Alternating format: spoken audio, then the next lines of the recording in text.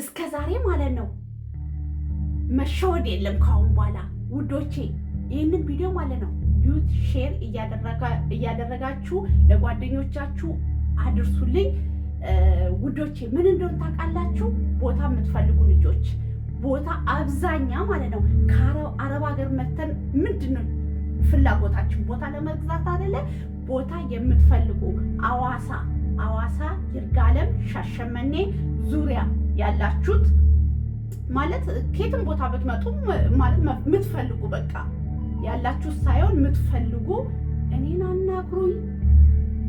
እኔ አዋሳ ላይ ቤተሰብ አለኝ፣ ሊያጋዛችሁ ይችላል።